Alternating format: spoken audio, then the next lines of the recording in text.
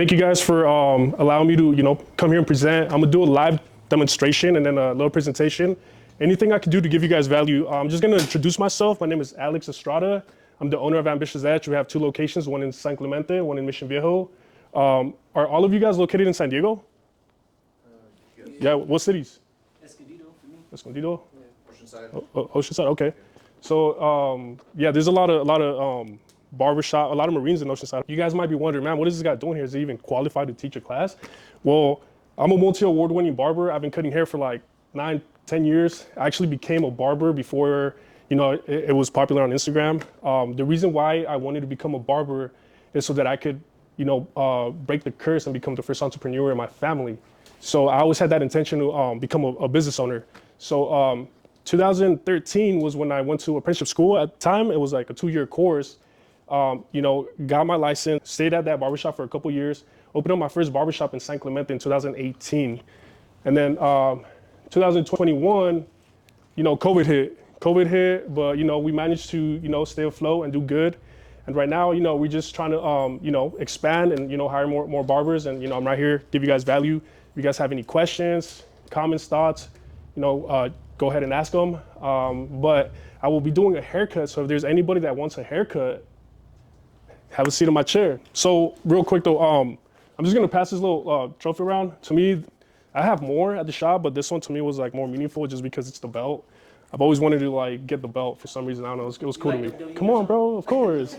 Yeah, I grew up watching WWE and I thought it was pretty cool. So I'm gonna pass it around, let you guys check it out. What it's a little. was this or what? It's on fire. When did you win it? Yeah, so I won that one. When was it? It was like First race you played. like 2021.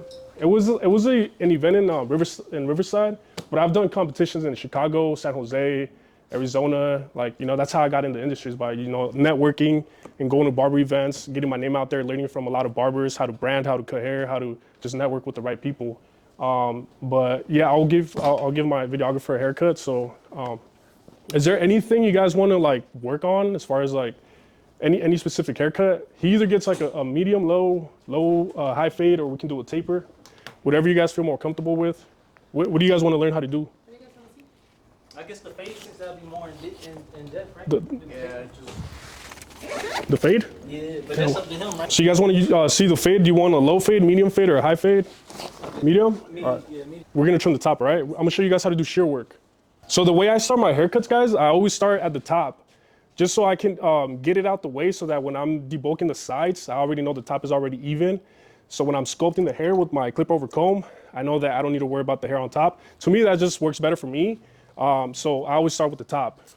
So I'm gonna make sure I dampen the hair thoroughly, use my comb, wet the hair, make sure it's nice and wet. And then so he likes it, we're gonna take like half of the length because he likes it a little spiky. And so what I'm gonna do is I start from the front section. And so I'm gonna take off I'm gonna measure from the side angle. I'm gonna measure, pick his hair up, and see where I want his hair to land. So I'm gonna take off like ½ inch. I'm gonna start with the front guideline, and I'm gonna use that same guideline all the way back. So front to back, make sure the hair is damp. So what I do is I start from the center and I work my way back, and then I'll go over it again, same section, just in case I miss any hairs. I'll make sure I go over it, because that's gonna be my guideline all the way, all around the head. So I'll go over it twice, and then I'll go over it towards the side of the head. So make sure, same guideline, ½ inch off. If I'm going too fast, let me know, guys, all right? So do the same thing. I'll pick it up, make sure. Also in the corners, I'll go with the anatomy of the head. So I'll like curve the corners right here. Just give you guys a different angle. And then we'll do the same thing to the other side, ½ inch. What do you guys have issues with when it comes to shear work? For me, it's the guideline. Like, keep trying to see the guideline. The guideline? Yeah, once I already made it. Yeah, that's everybody's like, that was hard for me too. That's how you also gotta measure the width of the sections. Okay. So if I'm like in the front, I'm always removing like ½ inch of the section. And then I know that my next sections got to be like the same width. Okay. And then the same, but you also got to measure the top of the ends of the hair And pretty much just go off of that same guideline. Just be like, all right, if you know you want to take half an inch off from the whole hair, just know that your next section is gonna be like half an inch off. Okay. You know? And then once you do your cross check, then you'll be able to even it out. You know, any strands that are uneven, just even them out. So I always start from the front to back, and then I cross check diagonal. So I'll go from corner to corner, and then opposite corner, boom. So you guys, and there will be a lot of uneven hairs if you don't check. That's why it's important to check. Same technique, like same width, like 1/4 inch or half an inch off, because I took half an inch off. Corner to corner, same technique, like same width, like 1/4 inch or half an inch off, because I took half an inch off. Corner to corner, you can go even like toward more back. See how there's still like it's uneven right here. So this hair's like sticking up. Oh, shit, my bad. Yeah, so that's why it's very important to check your work. Same thing over here, this corner. And so last but not least, I always check it. The last technique I use is like horizontally. So I'll go like, pick it up. If I see that the hairs on the back are longer, I'll get, even them out.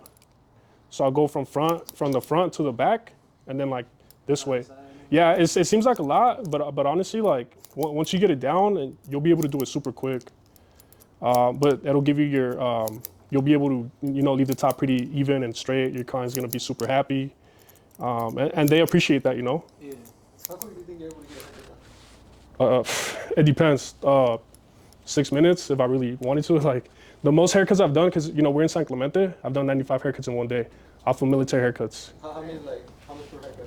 Like how many minutes? So, like, So at the time, so I was working at a shop before I opened mine, and it was all military haircuts, and that was a military shop. So they were charging like $12. Yeah, on base or something? No, I was outside of base, but it was a military shop, so they were doing like $12 cuts at the time. But I did 95 cuts. I made like 1,500. So yeah, but like for like appointment haircuts, nice and detailed, like 30 to 45 minutes. I'm just like quick, boom, boom, trying to get them out. Yeah. So what I do now is like I already, trim the top, check the work. I use my blow dryer, get the hairs off the cape. So what I do is I blow dry the top. So you guys can see right now as I'm drying the hair, it's still a little choppy. Like still a little choppy, but what I like to do towards the end, I'll go over with the clipper over comb and I'll scope, the hairs, and I'll make sure everything is nice and even. So don't worry about that. But next we're gonna debulk the sides. So I like to debulk the sides so that when I'm doing my guideline, I'm making sure that my guideline is like perfectly even all around. So what I'll do is like I'll start with like a number 5 guard to debulk. I'll just use the anatomy of the head, just go up, pull out, and then towards the bottom, towards the back, I dip it a little bit just so I can give them some some shape in the back. And this is debulking, so this is like quick. So what I do is like I'll go from like 5, 4, 3, and then all the way down to 2. And it sounds like a lot of steps, but this is debulking, so it's not detailed. It's just like in and out, boom, boom, boom, boom. So it should take you like a couple minutes. No. So I started with the 5. Who asked you? Yeah. Okay, so I start with the 5, and then I'll go down to 4, 3, and then 2. I'm using the 1.5 open just because it's probably in my bag, But I'll usually do the 2 guard closed, which is kind of the same thing. But y'all do 5, 4, 3, 2. That's how I do it. But this is like debulking, so this is like quick, right? Like you just got to make sure not to take it too high. But this is what I do just to make sure my guidelines, when I send my guidelines in, that it's nice and straight all around. I have clients that pay me $300 a cut. I have people that I pull up like on a weekly basis, and I go to my boys Mike's facility, and they'll pay me like $300 each person. I'll walk out with like $1,500, $2,000 in one day. Yeah. So you still plan on a barbershop though, or your barbershop, or you just do it? Just like a couple days a week, just to be in proximity with the shop, But yeah, the goal is to like pretty much work on the business, not not in the business. Yeah. Huh? I see you already put in the hard work. Oh yeah. All right, so I'll clean the hair off. So how I like to do my guidelines is I'll show you first, and then I'll show the other side. So for my medium fades, I like to like start right here at the arch, and then I'll go up, and then I'll dip it down. but I'll use the anatomy of the head. So I'll make sure that it's all around, it's all even all around by using anatomy. So if I start here, I'll just measure like the eyebrows from the ears, go over, I'll measure the width of this too. And then my medium fades are always like mid-ear. So I'll start with my trimmers. So I'll start kind of right here. So my medium fades, this is the way I do my fades. So my low fades, I'll start it like super low so that when I line it up, some people like the arch. Some people like it more defined than others. So for me, the low fade is where the arch is very defined. And then so like the mid fade is where it's like, it's still defined and it's still there, but it's not as defined as the low fade. And for me, the high fades are like where people just line up the corners of the hairline with no arch. So that's just the style. That's why I do the arches, because some people do like the arch. And then I'll stop right here. Bring the ear down, earlobe level down, and then I'll connect the back with the sides. So I'll start at the center and work my way out. Mid earlobe level right here. And then you can just, step back and see if you need to fix any sides, even them out. So that's my first guideline right there, is my first guideline. What I do next is I'll take this hair underneath and I'll get rid of it. And make sure you don't press too rough on the trimmer so you don't irritate the skin. Especially when you start competing, if your model's neck is red or it's nipped or it's bleeding, it's not a good look. ¿Revisas el corte? ¿En cuál de las como el perfil tiene revisado? Es igual. Es igual. Sí, todo es igual. Hasta también de los pelos como de los morenos. De arriba obviamente es diferente, pero cuando haces la afeitada es igual. Nomás usas la brocha o el peine y siempre lo estás peinando para atrás, para su lugar. De primero está difícil para ver ¿cómo se dice? Los guías o los guidelines, pero ya con práctica ya se hace más fácil. My favorite cut?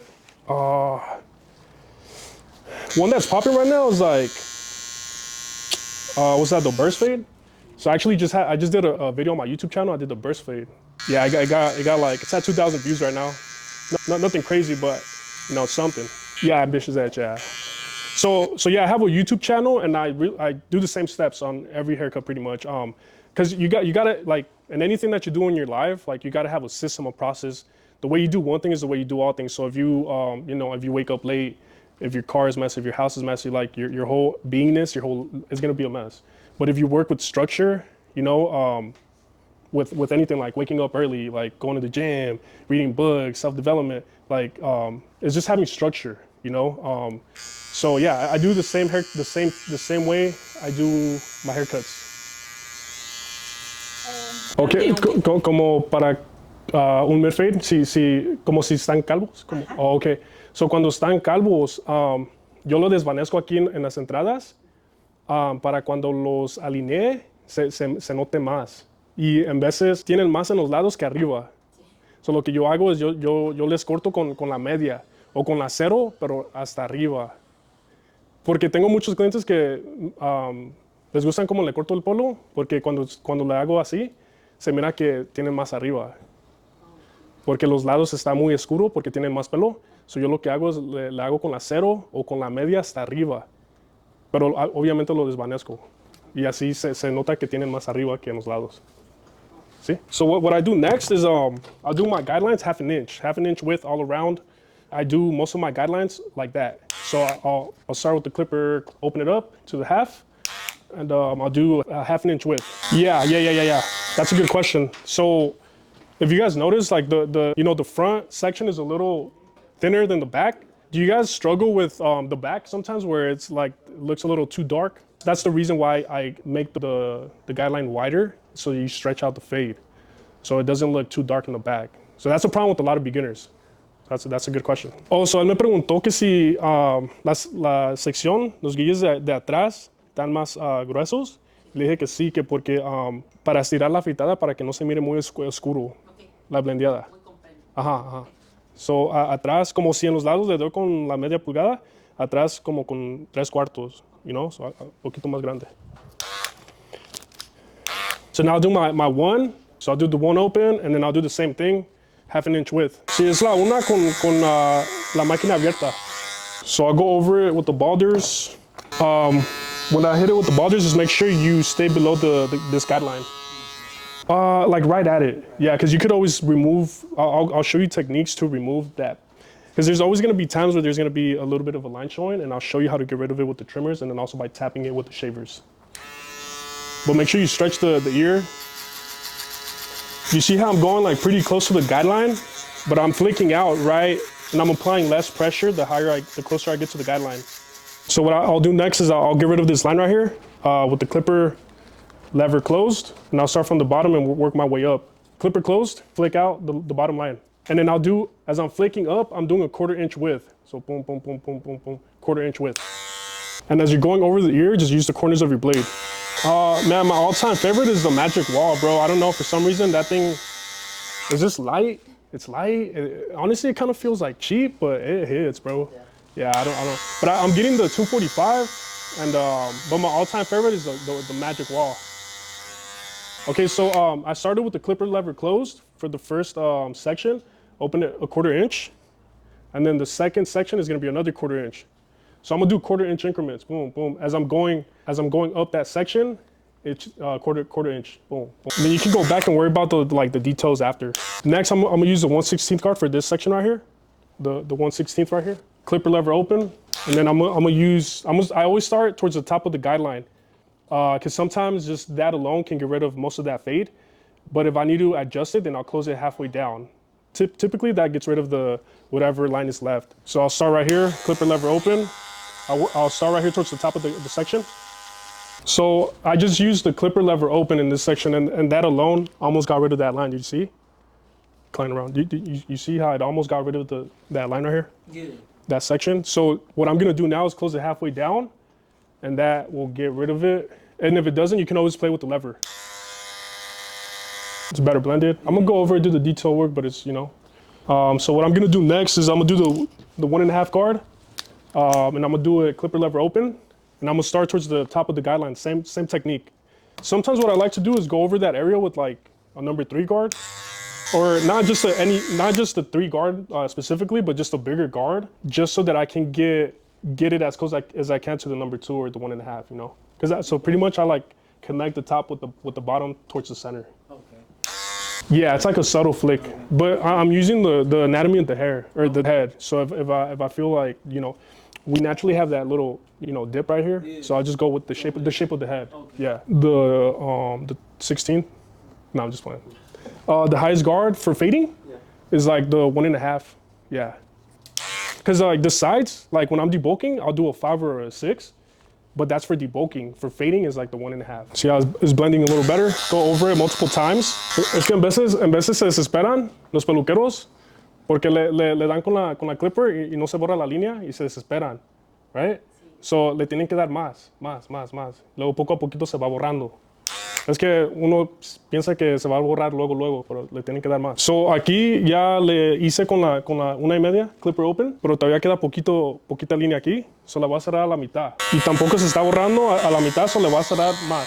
And sometimes when I close the guards, sometimes even that's not enough. Sometimes I have to go back to my 1 and then open the 1 open, you know, because you just got to play with the levers. That's why it's important to keep your guides even, so that, you know, so in case you get lost, you can use the guides from the back.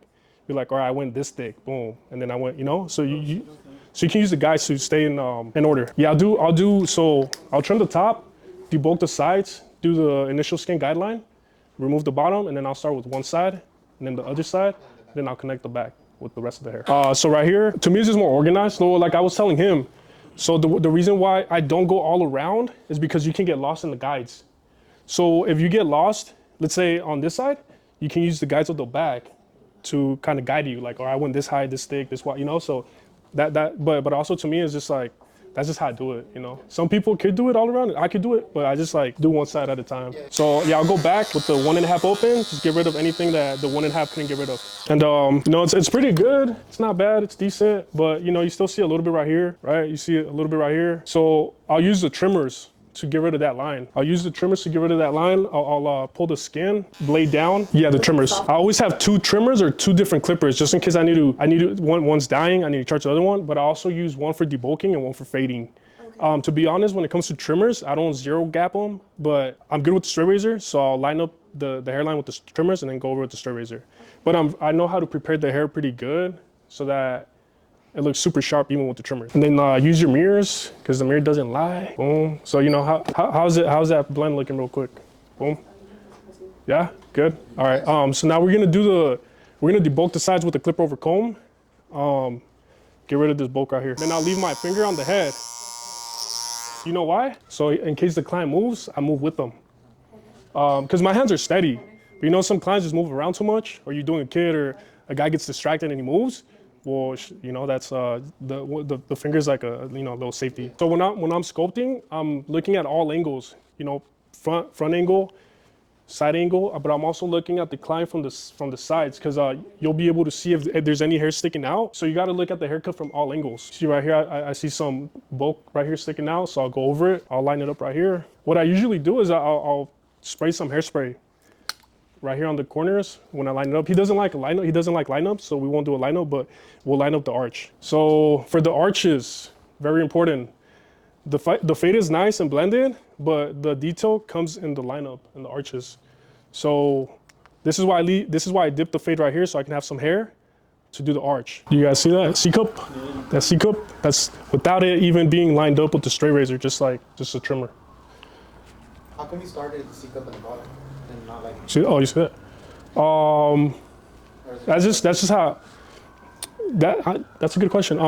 There's no right or wrong. But to me, I know, like when I arch it, like it comes out more natural, like when I do it, you know, but there's no right or wrong. And then, so we're gonna do the other side real quick. And then if you guys have any questions, we can go over questions, or if you guys have any questions right now, we can go over them right now. If there's any specific, area you guys need help with, like you feel free to ask. Do you use a razor for every haircut? Yeah, for most haircuts, yeah. Unless the client has like sensitive skin, and yeah, I don't know. So on this side, so I'll do the 1/4 inch increments. So I'll open the clipper like 1/4 inch, boom. But even that didn't get rid of it either because there's still a little bit right here. That's with the 1.5 close. Well, I gotta use the 1.5 open because it's the next one below it to get rid of it. But you're just using corners at that point, right? You can, but you can just like hover, like kind of freestyle, you know? Oh, okay, yeah. So honestly, I like the ones I've been using is like these ones. They're the walls, but I use walls a lot for fading, for debulking. For debulking, doesn't really matter. Typically, a lot of clippers can fit the wall guards too. So yeah, I use walls a lot. So those are the ones I use more. But I know there's people that like the magnetic guards, this and that. But yeah, I mean, to me, I just keep it simple, keep it basic, you know. There's a line that was left by the initial skin guideline, and there's still a little bit here towards the half. Can you guys see there's still a little bit right here towards the bottom, and then right here. So I'm gonna get rid of it with the trimmers. So I'm gonna pull the skin. Al revés, corta más. Pero, porque esa es la sección donde le dimos con la shaver. So tiene que cortar más.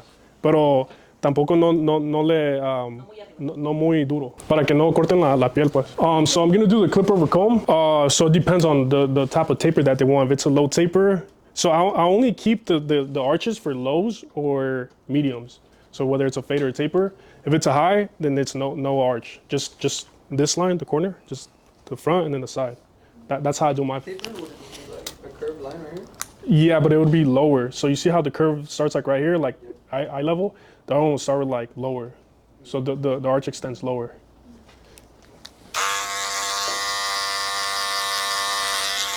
Oh yeah, so I'm doing the clip over comb.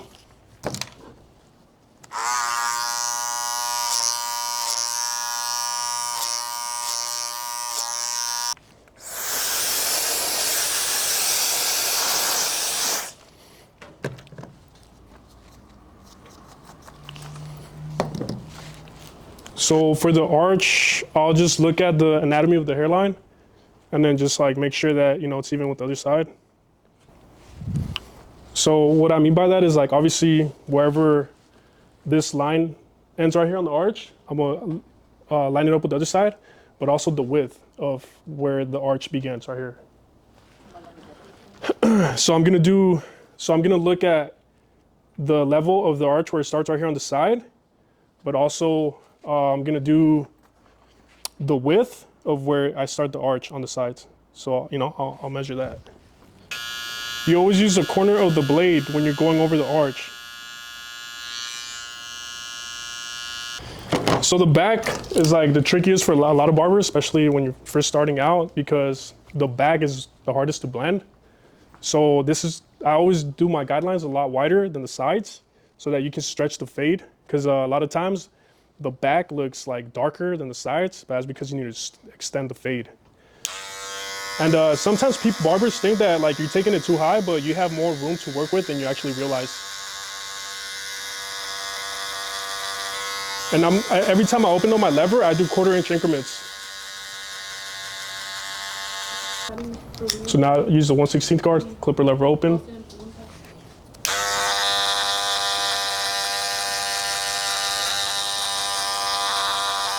And then so I'll close it halfway.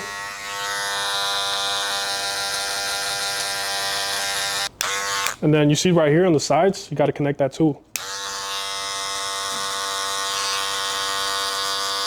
Then you got to take the clipper off and just work, you know, just freestyle. It's a clipper over, or just play with the lever.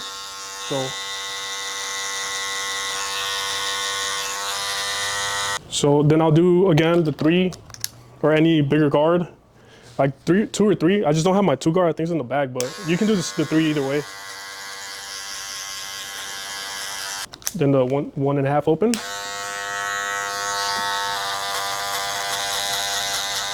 See how the 1.5 closed almost got rid of the bottom line, but there's still a little bit. I'm gonna use the 1.5. I'm gonna use the 1 guard open.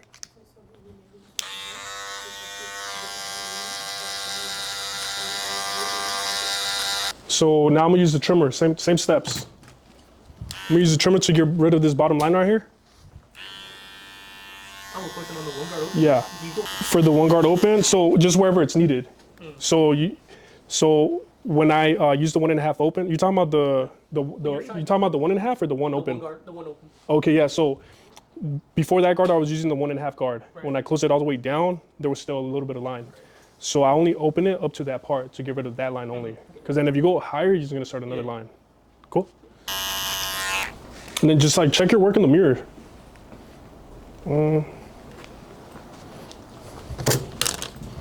Just play with the lever again, clipper, open, close.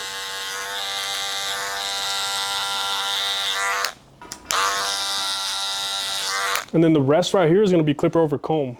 I mean, the scissor was pretty hard, you know, but it's just like getting an eye for it. Like in the beginning, your eyes get lost because they're not used to it. So you just gotta practice repetition, and then your eye will start building like, you know, start looking for what, you know, start looking for the guides. Like you'll be able to, you know, stay within the guides, you know. But it's also how you also cut the hair, like how you set the guides too. Like you gotta use the guides, you know.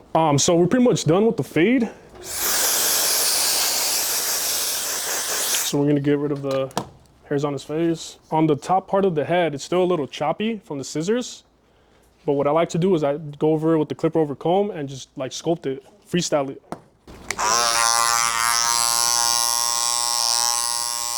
I'm gonna turn around so you guys can see.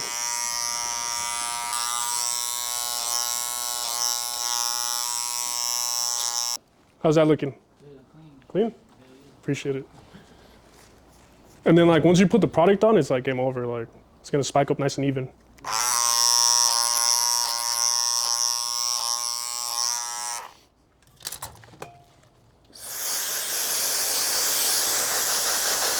Okay, so for the straight razor, you want to make sure that whichever side you're stroking, you're stretching the skin the opposite direction. So if I'm stroking up, you're gonna pull down. Got it?